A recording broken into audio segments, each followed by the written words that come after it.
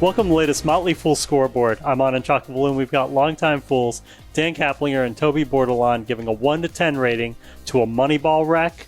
It's the Gray Lady, aka the New York Times, ticker symbol NYT. First, we'll rate the strength of New York Times' business, including factors like industry and competition. 10's invincible, 1 is hopeless. Dan's at a 6. Toby, you're at a 7. Yeah, there's probably no stronger brand in the news industry today than the New York Times, although I would argue maybe that says more about the industry than it does the Times itself. But nevertheless, the New York Times is perhaps the only independent paper left in America that's actually still making money, right? And that is something. They have figured out how to thrive in the modern era by moving online, embracing sports and games, and putting it all together in this compelling bundle that they are offering to thousands of subscribers. They may call themselves the New York Times, but it really is truly a national, even an international publication now. Digital advertising revenue is strong. They're thriving in a struggling industry like no other competitor seems to be able to do. I am concerned that they do need a controversial figure in the White House to really do well, but I guess time will tell whether or not that's the case. Yeah, I gave it a 6. Definitely one of the stronger players in the newspaper industry, but newspaper industry clearly one of the weaker industries in the economy. And I'll just tell you, I cannot argue with New York Times' drive to monetize and convert on new subscribers. I think I'm getting a free subscription from my library, but even on that, they try to upsell me at least once every day. I'm getting emails out the wazoo. For management, a 10 is Warren Buffett, a 1 is Homer Simpson. Dan's at an 8, and Toby, you're also at an 8. Yeah, if all your peers are dying, but you're making money, that to me is an indication of good management, right? I mean, an idiot can make money in a booming industry during good years, but it takes some real skill to make money in a struggling industry in difficult times. And CEO Meredith Levine here has done a great job keeping the company focused and disciplined. So it's really hard to argue with the management here, I think.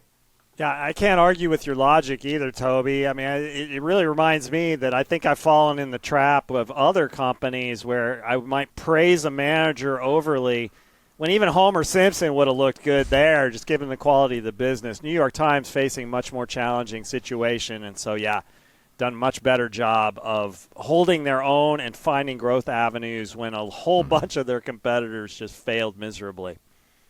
Yeah, it's been amazing, and there are a lot of easy excuses you could have brought to bear there, but they haven't had to use them. For financials, a 10 is a fortress, a 1 is yikes. Both of you have 7, Toby. Yeah, things look generally good to me here. Subscriber count is still growing. Average revenue per user was up a little bit, a little more than 3% last quarter. Digital ad revenues are growing at a very rapid rate. You love to see that. Up almost 19% last quarter. Operating profit growing. The operating costs increased to reasonable. Balance sheet looks pretty strong. Lots of cash and investments, no long-term debt. I like this. They're very well positioned for growth, I think. Yeah, I love the fact that they're now sporting a double-digit net margin. It's just, the profits have been on the rise, revenue growing as well. Even free cash flow, $455 million of free cash flow over the 12 months from a newspaper media company? I mean, come on. All right, Dan, let's talk valuation then. How well will New York Times' stock do over the next 5 years, and how safe is it? 10's a sure thing, 1's a lottery ticket. So I see New York Times in line with market performance, which I put it between 5% and 10%. The business, though, is constantly changing. That's why I give them a safety score of 5. There's threats from generative AI. There's a recent lawsuit from President Donald Trump. I think that you just have to be able to navigate that stuff. New York Times done a good job of doing so in the past. But, you just never quite know where the next competitive threat or outside threat's going to come. And so New York Times can't afford to coast on its past successes by any means. Yeah, I'm very similar here. I went with 5 to 10% too. I do expect it to be a market beater, but not a huge market beater over time. And in safety, I'm a little bit more optimistic than Dan here, but I went with a 6, so still not great. It just seems to me that they're one price increase away from sending subscribers running, right? That is an issue. I worry about the pricing power they really have. And the nature of their business, it creates some political and PR risks that it's just impossible to ignore.